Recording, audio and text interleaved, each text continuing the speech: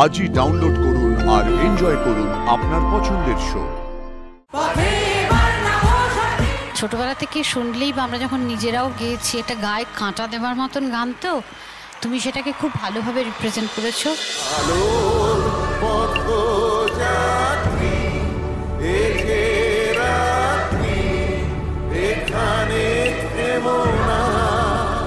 সারেগামাপার মঞ্চে আমরা উদযাপন করব শ্রদ্ধেয় সলিল চৌধুরীর শতবর্ষের সফর।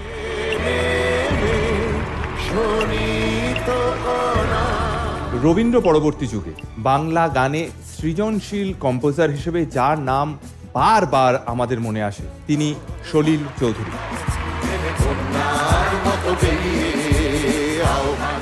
মন ছুঁয়ে যাওয়া কথায়, হৃদয় ছোঁয়া সুরের আঙ্গিকে, মাতিয়ে দেওয়া যন্ত্র আয়োজনে, প্রচলিত রীতি নীতি বারবার ভেঙে দিয়ে বাংলা গানকে নবদিগন্তে সন্ধান দিয়েছেন যিনি।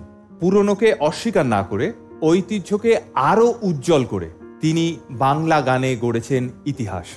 আজ তার গানকে সঙ্গী করে আমরা কাটাবো গোটা একটা পর্ব, এবং পর্ব জুড়ে আজকে আমরা পাবো ক্যালকাটা কয়ারের সমস্ত সদস্য এবং সদস্যদের, এবং তার সঙ্গে সঙ্গে আমাদের সৌভাগ্য যে আমরা পাবো কল্যাণ সেন বরাট মহাশয়কে সারাক্ষণ আমাদের গোটা এপিসোড জুড়ে। থ্যাংক ইউ দাদা, আপনি আজকে এখানে ছিলেন। আমাদের পরবর্তী প্রতিযোগী জলপাইগুড়ি লাটাগুড়ির রিয়া।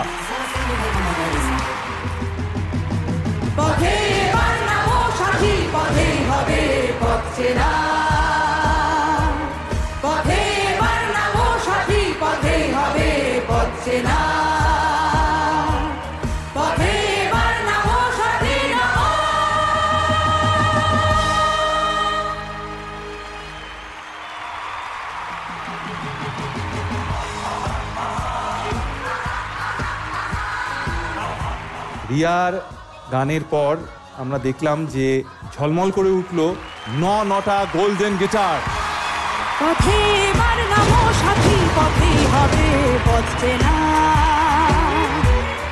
চলে আসবো জিদ্দা, তোমার কাছে কেমন লাগলো রিয়ার গান? রিয়া দারুণ গিয়েছিস আজকে, দারুণ, fantastic performance. Thank you so much. আর সাথে এরকম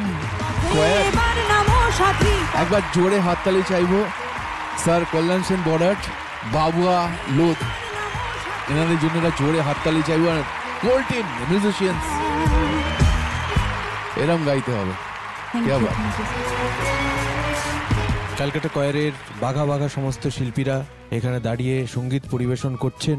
আমি আগেও বলেছি এই কথাটা, যে ওখানে দাঁড়িয়ে যিনি গান গাইবেন, সমবেত মানুষের যে কণ্ঠ, তার যে একটা মহত্তর উপস্থিতি, সেই পুরো ব্যাপারটার অধিনায়ক হিসেবে তাকে একটা ভূমিকা রাখতেই হবে। সেই জায়গাটায় রিয়া আমাদের দেশের মহিলা ক্রিকেট দলের মতো খেলেছে। She is a champion. Thank you sir. Thank you Rupam. শুভমিতাদি। রিয়া ভীষণ ভালো গেয়েছো, কিন্তু আমাকে বলতেই হবে যে এই গোল্ডেন গিটারটা আমি প্রথমত দিয়েছি মিউজিশিয়ানস।